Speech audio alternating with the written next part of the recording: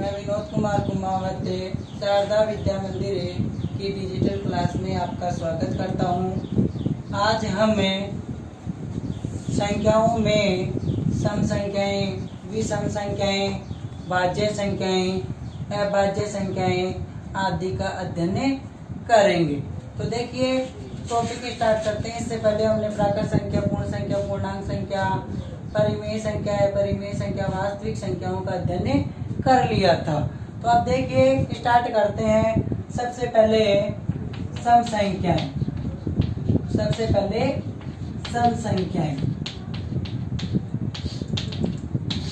सम संख्याओं में क्या होता है? ऐसी संख्याएं जिनके इकाई के अंक में, बस एक ही चीज का ध्यान रखना है, इकाई का अंक। इकाई के अंक में 0, 2, 4, 6 अथवा 8 है। अथवा लगाया इसका मतलब कोई एक अंक। तो ऐसी संख्याएं जिसके इकाई के अंक में 0, 2, 4, 6 अथवा 8 आता हो तो उन्हें सम संख्याएं कहते हैं। तो देखिए इसकी डेफिनेशन, ऐसी संख्याएं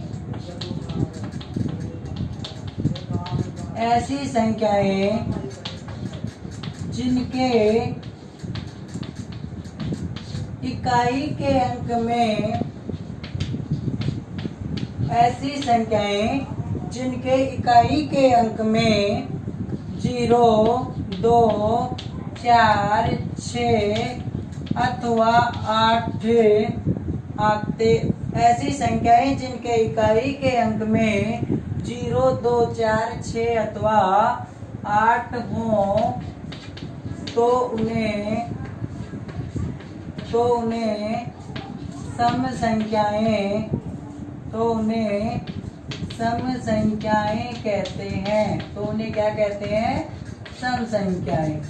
ऐसी संख्याएं जिनके इकाई के अंक में 0, 2, 4, 6 अथवा 8।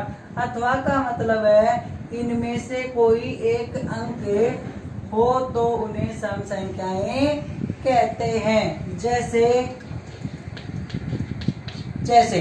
जैसे मैंने लिखा 10। 10 के इकाई के अंक में क्या है? 0, और 0 यहाँ है तो ये सम संख्या होगी। जैसे लिखा 12। 12 का इकाई का अंक है 2। जैसे 14, इसका इकाई का अंक है 4। 16, इसका इकाई का अंक है 6। 18, इसका इकाई का अंक है 18। जैसे 1050, इसका इकाई का अंक है 0, तो ये सम होगी। जैसे 5052, इसका इकाई का अंक है 2, तो ये भी सम होगी। 6054 है, इसमें इकाई का अंक क्या है? 4, तो ये भी क्या होगी? सम। और जैसे 7516 या फिर यहाँ कर लो 26, इसका इकाई का अंक क्या है? 6, ये भी सम होगी। और 2578 लिखा, इसका इकाई का अंक क्या है? 8, तो ये भी क्या होगी? सम। यानी जिस संख्या के इकाई के अंक में 0 आ जाए, 2 आ जाए, 4 दिख जाए, 6 दिख जाए, 8 दिख जाए, यानी इनमें से कोई एक अंक दिख जाए तो वो क्या होती है? सम संख्या होती है। तो सारी संख्याएं तो मैं लिख नहीं सकता, तो क्या लगा देता हूँ? आदि। इसके बाद में आती हैं विषम संख्याएं।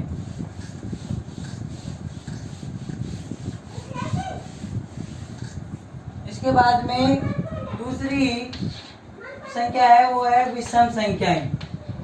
विषम संख्याएं डेफिनेशन वही रहेगी, सिर्फ अंक चेंज हो जाएंगे। 1, 3, 5, 7, 9, इनमें से कोई एक। तो ऐसी संख्याएं जिनके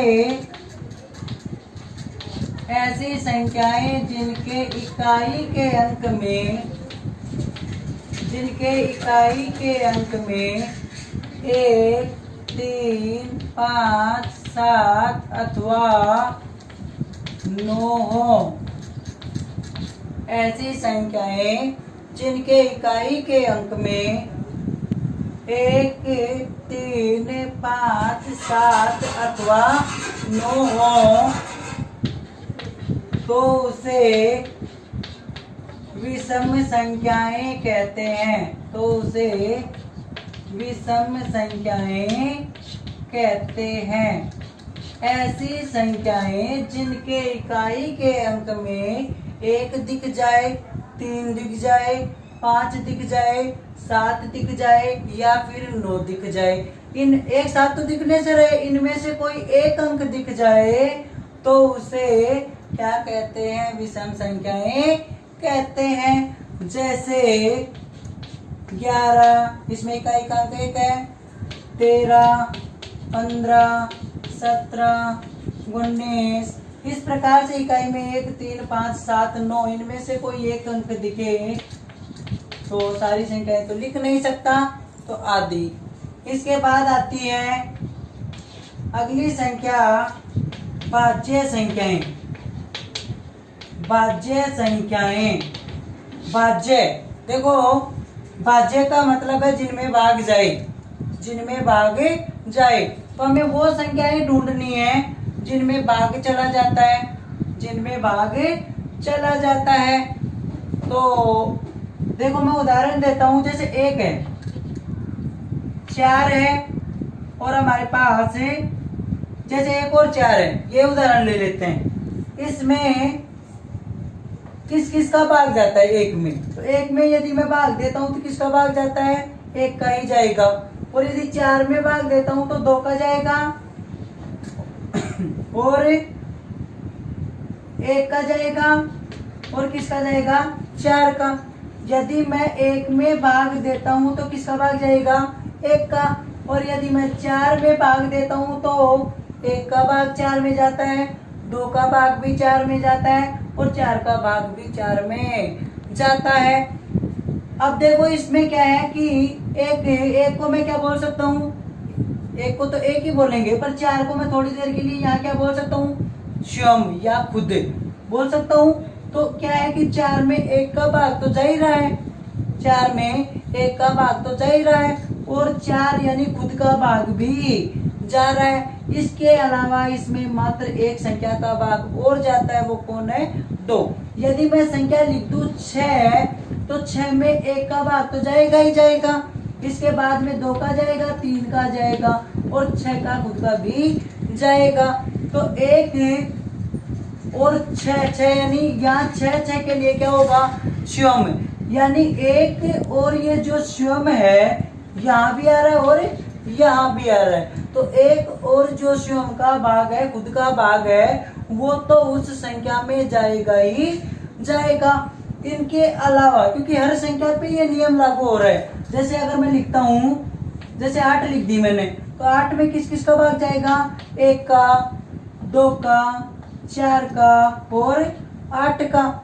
तो यहाँ भी देखो 1 का भाग जा रहा है और 8 यानी 8 के लिए क्या है? स्वयं, तो स्वयं का भाग भी जा रहा है। यानी हर संख्या में 1 और खुद का भाग तो जाता ही जाता है। इसका मतलब है इन दोनों को छोड़ के, 1 और स्वयं को छोड़ करके यदि अन्य किसी संख्या का भाग चला जाता है तो उसे भाज्य संख्या कहते हैं। और 1 और खुद को छोड़ करके यदि भाग नहीं जाता है तो उसे अभाज्य संख्या कहते हैं। बात यह है कि ये 1 है, इसमें 1 का भाग जाता है और खुद का भाग, खुद कौन है? 1, यानी 1 में 1 का भाग भी जाता है और 1 में खुद यानी 1 का भाग जाता है। इस बात को मैं यहाँ बोलता हूँ कि 4 में 1 का भाग जाता है और 4 में 4 का भाग जाता है। तो ये बात 2 तरीकों से बोल रही है। 6 में बोलता हूँ 6 में 1 का भाग जाता है, 6 में 6 का भाग जाता है, तो यहाँ भी ये बात 2 तरीकों से बोली जा रही है। 8 में बोलता हूँ 8 में 1 का भाग जाता है, 8 में 8 का भाग जाता है, 2 तरीकों से बोली जा रही है। पर यहाँ देखो 1 में 1 का भाग जाता है और 1 में खुद 1 का भाग जाता है। यानी इस बात को मैं 2 बार रिपीट कर रहा हूँ, पर आ तो रहा है बार बार एक ही, जबकि यहाँ 1 और 4, 1 और 6, 1 और 8। तो यहाँ समान रूप से ये नियम लागू बोल रहे हैं, उस रूप से लागू नहीं हो रहा है, क्योंकि एक भी है और खुद भी है। यानी दोनों शर्तें ये एक खुद ही पूरी कर रहा है, इसलिए इस एक को ना तो भाज्य संख्याओं में माना गया है और ना ही अभाज्य संख्याओं में माना गया है। यानी एक ऐसी संख्या है जो न तो भाज्य है और न ही अभाज्य है। ठीक है, अब डेफिनेशन की बात कर लेते हैं। तो भाज्य संख्याएं जिनमें भाग जाए किसको छोड़ के, एक और खुद को, तो ऐसी संख्याएं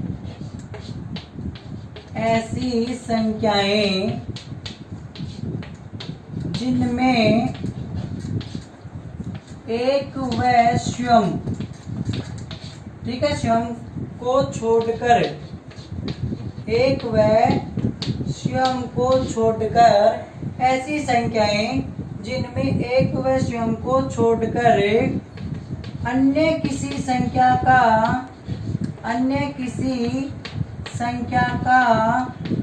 भाग चला जाए, ऐसी संख्याएं जिनमें एक व स्वयं को छोड़कर अन्य किसी संख्या का भाग चला जाए तो उसे भाज्य संख्याएं कहते हैं। तो उन्हें भाज्य संख्याएं कहते हैं। ऐसी संख्याएं जिनमें एक व स्वयं को छोड़कर अन्य किसी संख्या का भाग चला जाए तो उन्हें भाज्य संख्याएं कहते हैं। जैसे उदाहरण के तौर पे हम देखें, जैसे अभी लिया था 4 ही लिया था, 4 में एक और 4 का भाग तो जाता ही जाता है, इसके अलावा 2 का जाता है, तो ये क्या होगी, भाज्य। 6 लिया था, 6 में 2 और 3 का जाता है, एक और 6 के अलावा। 8 लिया था, 8 में 2 का जा रहा है, 4 का जा रहा है, एक और 8 के अलावा। 10 है, 15 है, इस प्रकार से न जाने कितनी संख्याएं हैं। ठीक है, तो ऐसी संख्याएं जिनमें एक और स्वयं को छोड़कर अन्य किसी संख्या का भाग चला जाता है तो वो तो होंगी भाज्य, और नहीं जाता है तो क्या होंगी, अभाज्य। तो अब देखिए अभाज्य संख्याओं की डेफिनेशन।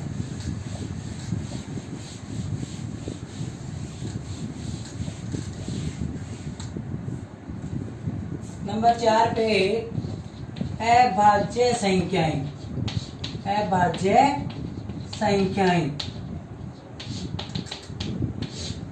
ऐसी संख्याएं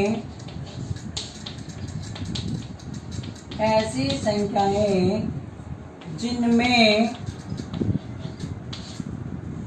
व स्वयं को छोड़कर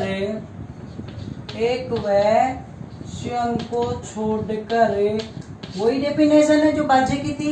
ऐसी संख्याएं जिनमें एक व स्वयं को छोड़कर अन्य किसी संख्या का भाग चला जाता है वो तो भाज्य, नहीं जाता है तो अभाज्य।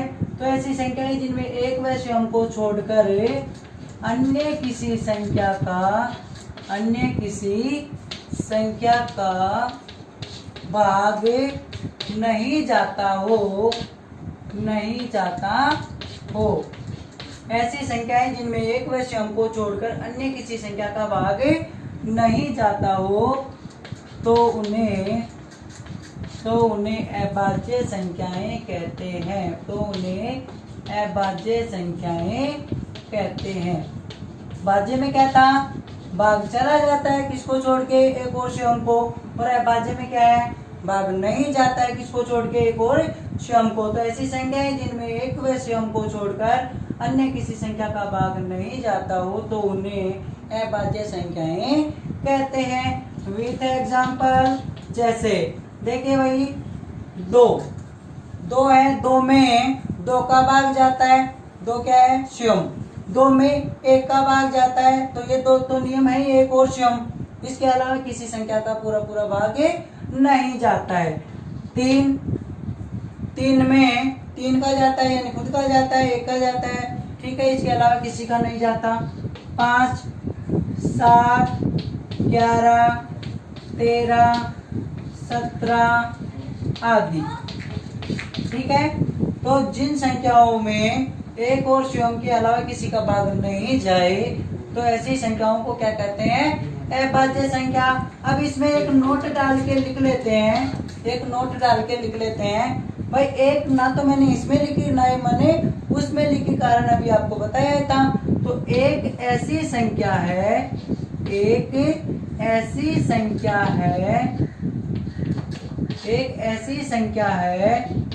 जो न तो भाज्य है, एक ऐसी संख्या है जो न तो भाज्य है और न ही अभाज्य है। एक ऐसी संख्या है जो न तो भाज्य है और न ही अभाज्य है। ठीक है, थैंक यू।